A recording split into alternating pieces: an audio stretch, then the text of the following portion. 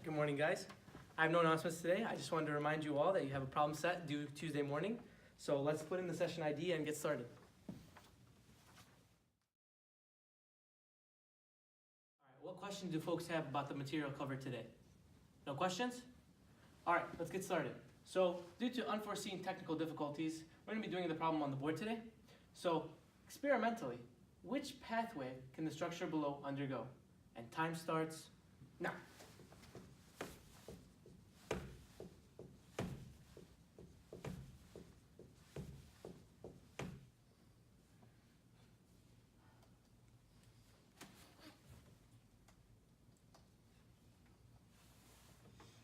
All right, guys, so as you can see, these are the results. What? No way. You know, I'm actually very disappointed, but, you know, this tells me something. This tells me that we have a lot to work on, okay? So, unfortunately, I won't be in my office right after recitation. I actually have a meeting to go to. So, come by, see me after, talk about this. We'll get through this together, and yeah, guys, end of recitation. Dismissed.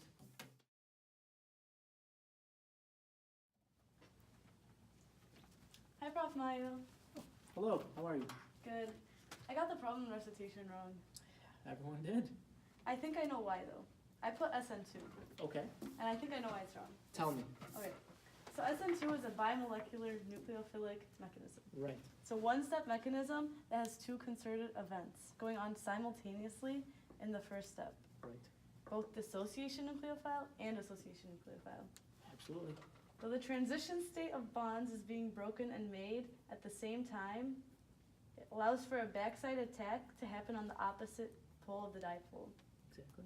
But the problem is, there's too much steric hindrance, right? Right, The steric hindrance gets in the way of the nucleophile doing a backside attack on the leaving group because of the tertiary electrophile formed. Is that right?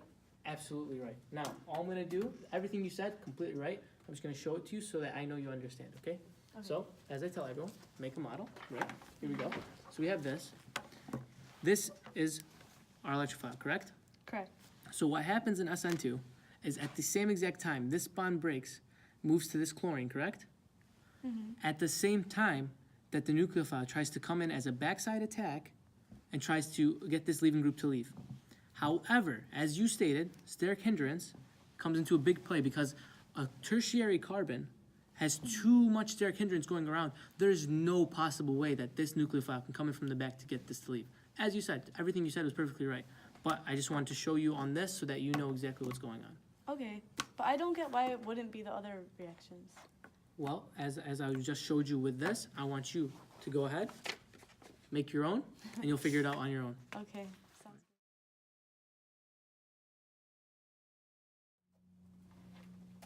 Hey, Prof. Mayo. Before you take any step closer, did you? Yeah, I did. All right, let's get started. Okay, so I just had a question on the mastery quiz question. Okay. So I understand that it wasn't SN2 reaction because there's too much steric hindrance right here for a nucleophile to come in for a backside attack, correct? Absolutely right. Okay, so I just don't understand why it's not an SN1 reaction. All right, well, tell me about SN1 then. Okay, so correct me if I'm wrong, SN1 is a unimolecular nucleophilic substitution, correct? That's right. And it happens in two separate steps. 2 steps, So that consists of a dissociation step and an association step, right? right? So in the dissociation step, these electrons in this bond right here would come off to the leaving group, which would cause the leaving group to come off, right? Right. And then this would cause the nucleophile to come in with its electrons to donate to the carbocation, correct? Right. And in this case, this would be a tertiary carbocation. Perfect. Tertiary carbocation. So it would just come on right there, like that. Just like that. So I don't understand why that can't happen with this molecule. Okay. So let's go back to what you were saying. Everything you said was right. You said, well, give me a leaving group real quick. There you go. So you said leaving group comes off in this dissociation step, right? Mhm. Comes off, and you said it forms a what? Tertiary carbocation. Right. So is this the piece that we should be using? If it's a tertiary carbocation, this could be a lone pair. This still looks like a 4-APD carbon to me. Yeah. So what if we use this? Oh, okay. You want to put that in for me, Mustafa? Yeah, sure.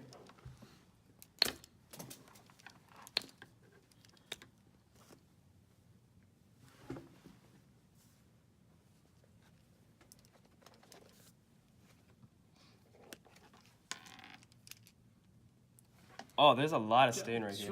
Too much? I can feel it from here. Yeah. That's unbelievable. That's angle strain, right? It's angle strain. Now, what's another name for angle strain again? Oh, bear strain, correct? Bayer strain, right? Yeah. See, look, this piece is planar. It's so hard for this to connect. It's unbelievable. That's yeah, why. I see that. And again, you got to remember that we're talking about experimentally here. We're not talking about theoretically, right? Yeah. This is just is it going to happen in the real world? So maybe it might happen on paper, but is it going to happen? Yeah, probably not. Probably not, right? Yeah. I just don't understand why it can't be the other two steps then. Okay, same thing we did here, but did you try this piece? No, I didn't. Maybe you should go do that, and I want to answer from you tomorrow. Okay. I'm expecting I'll do good things from you, Mustafa. that. All right, thank you. All right, see you.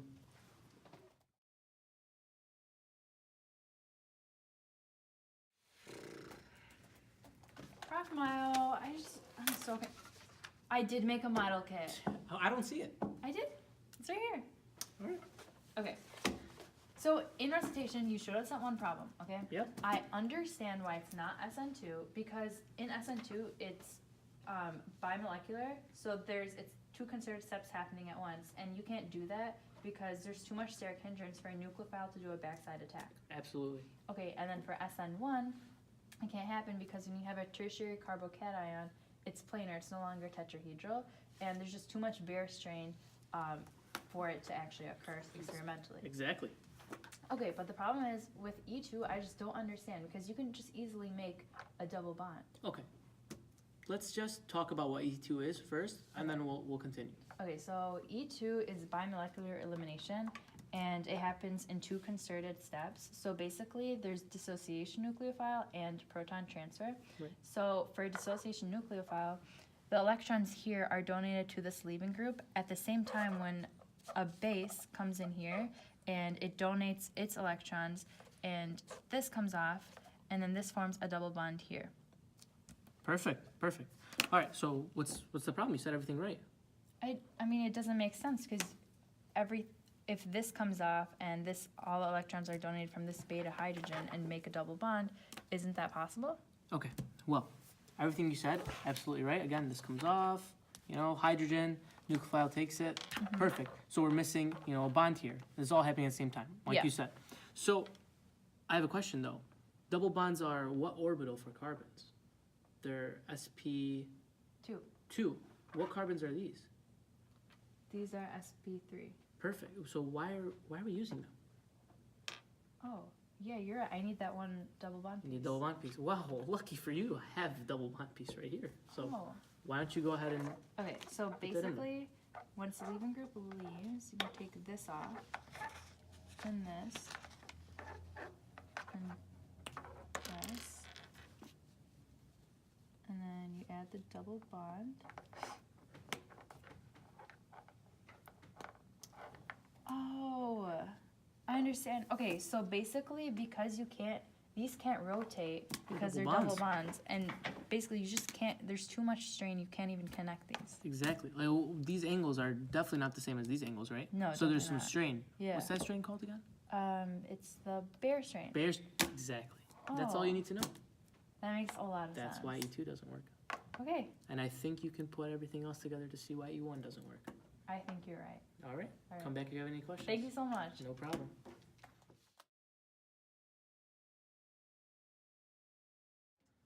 Maya, before you pull out nope. I already have it done. I've been giving it out all day to all the other people in the video. I already know the process. All right, so what's going on, man? Okay, so I finally kind of understand everything now.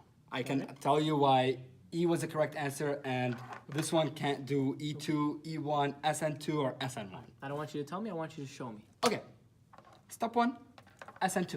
Okay. Simple. Always the answer in Ergo. Steric hindrance. You said it. I'm just quoting you. All right. So you have the nucleophile can't really come from here. That can't have a backside attack because too many alkyl groups in the way. Right. Steric hindrance, of course. Absolutely. SN1 on the other hand, you have to create the carbocation. Right. It's a tertiary carbocation, so it works for SN1 for like the unimolecular. But the only problem is, once you use this planar carbon, which is 120 degrees instead of the regular 109.5, there's going to be so much Bayer strain, Right. also known as angle strain, that it's just not Yeah. going to come together. Right, absolutely. Very hard to do. Absolutely. And then for E2, the reason why it won't happen is right here. There it Double is. bond. There it is. So what happens is nucleophile leaves, of course. I'm sorry, not nucleophile, the leaving group leaves. Yes.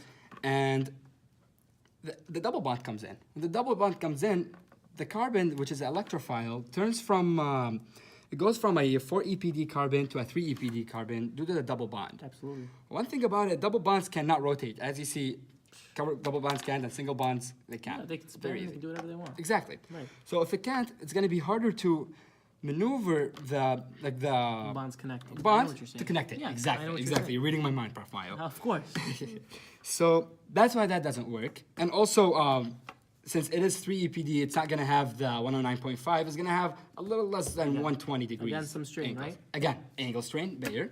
So, but I kept thinking all night, I understand all these three. Why doesn't E1 work? Then it hit me. Combine some of them. Everything. It's everything. Everything. So you have the step one of E1 is creating the carbocation. Right. By- Show me how it works. So you have the leaving group leaves. Right. When it leaves, the carbocation is here. Once you do that, and we're still at the dissociation nucleophile. We're still at Right, step we're still one at of step one. E1. Absolutely. Doesn't work. It won't work. Doesn't work. The won't work. same way that it didn't work for SN1. It's too hard. Again, what was the thing you impossible. called it right here? What's this called again? The strain that you had? What's The Bayer strain. Bayer Yes, the strain, angle strain right. is still way too, Okay, like way too let's much. say, theoretically, this worked. They connect perfectly, it's fine. Okay, Let's go to the next step. exactly. Okay, come on. So we tried this. It worked. Whatever. It really didn't, but it could. You never know. Magic. So now we have the double bond because the hydrogen, the beta hydrogen, was taken by the nucleophile. Right. And a double bond, and the lone pair was given, and that lone pair created this double bond right here. Absolutely. Now, I hear this nothing is where wrong. we switch into the E2, and why E2 doesn't work, and that's that part of the second part of E1. Right. Now, again, we could You can't turn a double bond, can you? exactly. You cannot turn double bonds. So, nope, nothing happens. No, it can't happen. Nothing. Nothing. Absolutely nothing. Yeah. All right. Thank you so much, Prof. Maya. No problem. All right. You have Get a great outta day. here. Thank Get you. outta Let me get my bottle kit. Okay. I know you're gonna love this one.